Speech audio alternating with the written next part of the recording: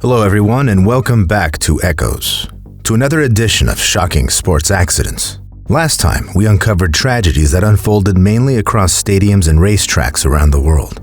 But today, we're turning to the most beautiful, yet one of the most dangerous disciplines that demands perfection and punishes even the smallest mistakes: gymnastics. If you missed part 1, it should be on your screen now. But first, as always, viewer discretion is advised. On May 5th, 1988, Tokyo's World Sports Fair was packed with spectators eager to see the rising stars of international gymnastics. Among them was 15-year-old Julissa Gomez, a bright and determined American gymnast who many believed could soon become an Olympic contender. Julissa had been climbing the ranks of U.S. gymnastics at remarkable speed. She was talented, ambitious, fearless, and ready to perfect one of the sport's most treacherous stunts just before her performance: the Yurchenko vault. Although she had struggled with the technique before, Julissa gathered herself and sprinted down the runway, with her coach watching just a few meters away. She completed the first phase of the vault, but as she approached the springboard, her right foot suddenly slipped. In an instant, Julissa's momentum vanished, sending her head directly into the hard wooden vaulting horse. Seconds later, the cheering crowd fell silent as Julissa collapsed motionless onto the mat. Emergency responders rushed in. Julissa was conscious but unable to move. A broken neck had left her paralyzed from the shoulders down. Doctors at Tokyo University Hospital performed emergency procedures to stabilize her spine and placed her on a ventilator. For weeks, Julissa fought to live, and, against all odds, she briefly regained the ability to communicate by blinking, offering small signs of awareness that gave her family hope. For the next 3 years, Julissa's mother cared for her at home in Houston, clinging to the faintest signs of recovery. But unfortunately, infections and complications followed one after another. And on August 8, 1991, Julissa Gomez passed away at just 18 years old. Her death sent shockwaves through the gymnastics world. Coaches and athletes questioned why such a young girl had been pressured to perform a stunt she clearly wasn't ready for. The Yurchenko vault itself came under intense scrutiny, eventually leading to new safety standards, including mandatory protective collars, trained spotters during warm-ups, and proof of technical readiness before attempting high-risk skills in competition. Therefore, Julissa's accident helped reshape gymnastics safety forever. But tragically, it still wasn't enough to save another young gymnast more than 2 decades later. On March 12, 2013, the gymnasium at Taverham High School in Norfolk, England, buzzed with the sounds of a typical afternoon PE class.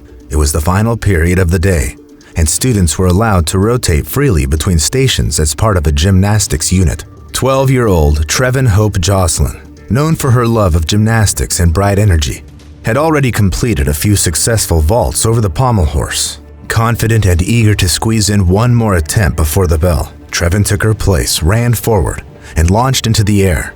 But this time, her right foot caught the edge of the horse. In an instant, Trevin pitched forward awkwardly, landing face down on the mat.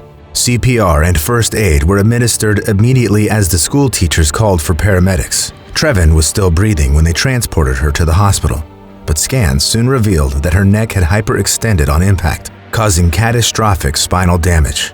For 7 days, her family held on to hope as doctors did everything they could to save little Trevin. But unfortunately, the injury was too severe. And on March 19, 2013, Trevin Hope Jocelyn passed away at just 12 years old. When a child's life ends in a freak accident, it's heartbreaking.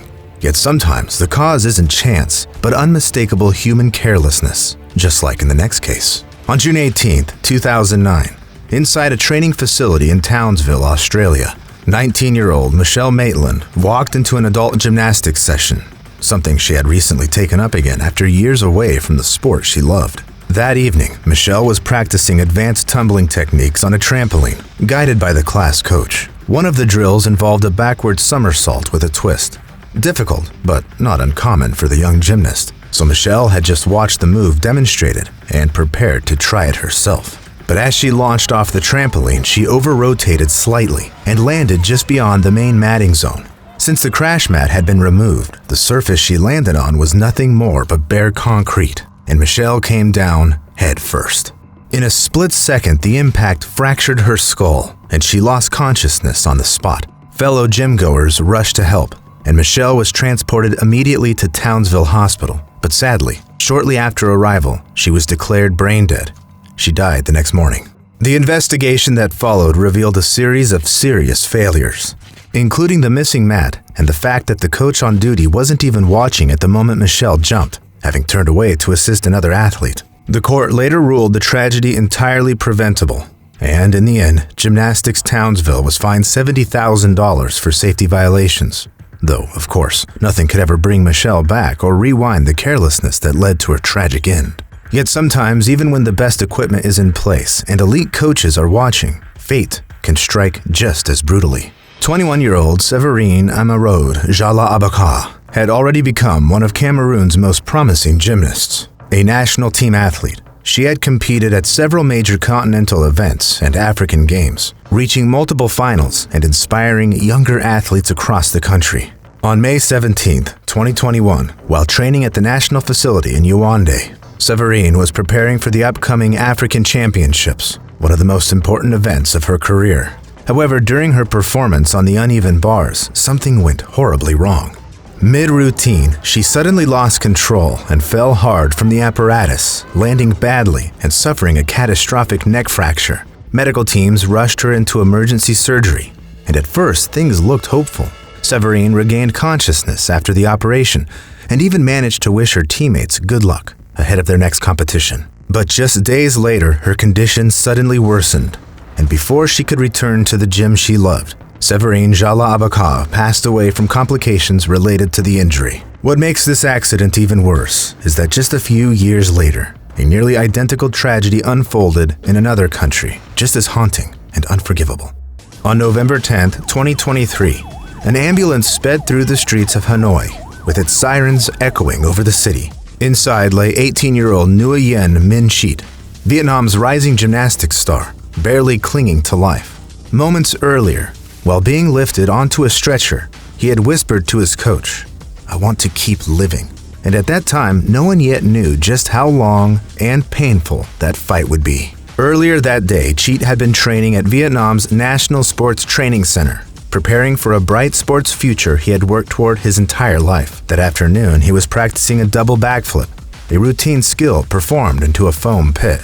But at some point, Chit misjudged his rotation and came down head first into the pit, with the impact snapping his neck instantly. The diagnosis he received at the hospital was truly devastating. Complete spinal dislocation between the C5 and C6 vertebrae, leaving him permanently paralyzed from the neck down. Over the next 6 months, Chit remained in hospitals across Hanoi, undergoing multiple surgeries and intensive care. Despite the unbearable pain and endless procedures, his determination never faded. But unfortunately, his body could no longer endure it. On May 9, 2024, after 6 months of unrelenting struggle, Nguyen Minh Chit sadly passed away. And while Chit fought for his life until the very end, the next gymnast never had that chance. So sudden and brutal his fall was, that not even the best doctors in the world could have saved him. In mid-September 2025, Indonesia's men's team arrived at the Bertasi Sports Palace in Penza, Russia for a pre-Worlds training camp. And on September 13th, their plan for the session was to work on high bar repetitions, build rhythm, and then test a difficult release followed by a dismount into the foam pit. So 19-year-old gymnast Noufal Takdir Al-Bari chalked his hands, tightened his grips, and mounted the bar. The early swings looked smooth, and after a few sets, he signaled for the attempt. He rose through the tap, let go, and rotated into space. But instead of re-grasping cleanly, or sailing long into a safe landing, he suddenly dropped toward the pit at a compromised angle and hit head first. Coaches rushed to his side in seconds, stabilizing his head and calling for medics. By the time Noufal reached G.A. Zarkarin Hospital, doctors had identified catastrophic cervical trauma and placed him in intensive care with a broken neck and severe spinal cord injury. For nearly 12 days, doctors fought to save his life. But unfortunately, on September 25, 2025, Noufal's life was cut short after a single fall in his entire career. Yet in gymnastics, danger doesn't end with the bars you see above the floor. Sometimes it lies right beneath your feet. On January 17, 2004, more than 1,200 young gymnasts gathered inside the Knoxville Convention Center in Tennessee for the annual Flip Fest Invitational, one of the largest trampoline and tumbling events in the country. Among the participants that day was 15-year-old Jordan Bond, a talented trampolinist from Ohio, who had already represented the United States in international competitions. Jordan had competed in synchronized trampoline the day before and was now waiting for his turn in the individual event. When his name was called, he climbed onto the trampoline, waved briefly to the judges, and began his routine, a series of high, precise bounces. Everything looked normal at first, but mid-routine, Jordan suddenly lost control of his momentum. The next bounce sent him veering too far toward the edge of the mat, and before anyone could react, he slipped off completely, falling straight onto the unprotected concrete floor beside the trampoline. The crowd gasped as officials and spotters rushed forward. Paramedics were on scene within moments and worked frantically to stabilize Jordan before transporting him to the University of Tennessee Medical Center. And although Jordan survived the fall, he sustained massive head and neck trauma. For 2 days, his family and teammates kept vigil by his bedside, hoping for a miracle. But on January 19, 2004, Jordan Bond passed away. In the aftermath of the tragedy, Jordan's parents filed a lawsuit against Premier Athletics, USA Gymnastics, and other organizers, alleging negligence and inadequate precautions. And while the legal process dragged on for years, it at least forced the industry to reevaluate its safety protocols, emphasizing the need for fully padded competition areas and qualified supervision, especially for young athletes. Yet, as the next case shows, sometimes even seasoned professionals, those who've spent years mastering control over every movement, can find themselves powerless after a single mistake. Chris Fordham was one of Britain's top trampoline gymnasts, a 23-year-old national team athlete from Wales who specialized in the demanding double mini trampoline discipline, known for his precision, control, and calm focus under pressure. He was now fully immersed in preparation for the upcoming European Championship trials. On February 18, 2006, during a regular training session at the Jumpers Rebound Center in Gillingham, Kent, Chris was practicing his jumps. However, his first dismount didn't go quite as planned. He under-rotated slightly, landing off balance. Frustrated, but determined to perfect it, he climbed back onto the trampoline for another attempt. Moments later, as he launched into a backward somersault, he misjudged his takeoff, and instead of landing safely on the crash mat, Chris overshot it completely, coming down roughly 2 meters beyond the landing zone and hitting the ground hard on his back. Chris was rushed to a nearby hospital and placed on life support with severe head and spinal injuries. He never regained consciousness. 9 days later, after doctors confirmed irreversible brain damage, his devastated family made the impossible decision to withdraw life support. The human body is so fragile that just a few meters of a misjudged fall were enough to end the life of a top athlete. Yet what happened to the next gymnast took place at nearly twice that height, and without any safety harness at all. This footage from inside the Magnitogorsk State Circus in Russia shows 22-year-old gymnast Victoria Balandina rehearsing a new routine on the massive rotating Wheel of Death. She hesitates briefly, stumbles, yet steps forward, determined, though she had been training on the apparatus for only a few days. Before joining the circus troupe, Victoria had built a strong foundation in sport. She was a candidate for Master of Sports in Acrobatics, a former gymnast from Chelyabinsk, and a member of the Fox Women's Acrobatic Trio, the only group of its kind in her region. For years, she had trained tirelessly, performing across Russia and earning medals in regional competitions. And her desperate attempt to master the Wheel of Death was supposed to be just a trial run before her troupe's upcoming tour. That day, on May 17, 2025, Victoria was told to perform the full stunt completely without a safety harness. But at some point, as the wheel began to spin faster, she suddenly lost her footing. Within seconds, she slipped and plunged roughly 4 meters to the arena floor. Stage workers rushed to her side and called for paramedics. While Victoria was still alive when the ambulance arrived, the impact had caused fatal head and spinal injuries, and unfortunately, she died on the way to the hospital. The video of the fall spread rapidly online, prompting outrage and a criminal investigation into workplace safety violations. Authorities later confirmed that the act had no valid safety documentation and that rehearsals were conducted illegally without proper oversight or necessary harnessing. Performer Vladimir Sazonov, who had recruited Victoria for the stunt and led the act's preparation, was formally charged with violating labor safety regulations, yet to this day, the investigation remains open.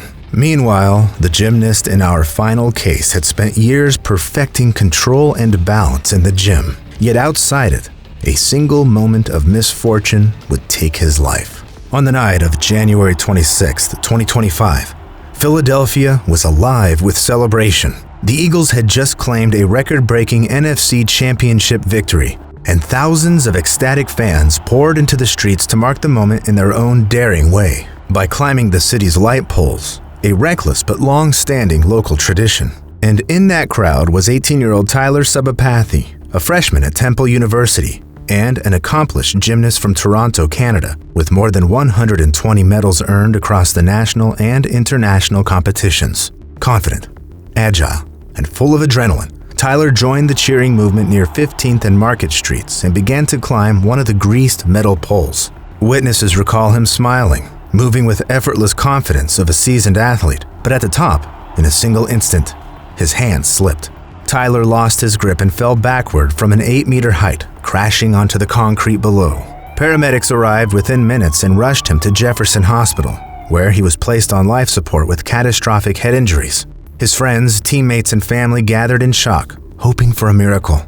But unfortunately, 2 days later, on January 28, 2025, Tyler Sabapathy passed away due to a freak accident no one could have ever foreseen.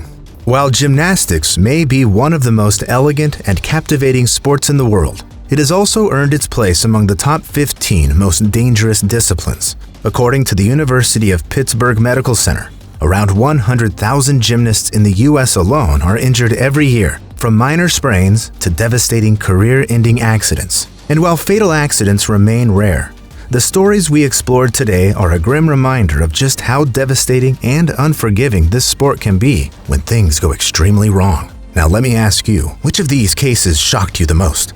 And which sports tragic accidents would you like me to cover next? Let me know in the comments.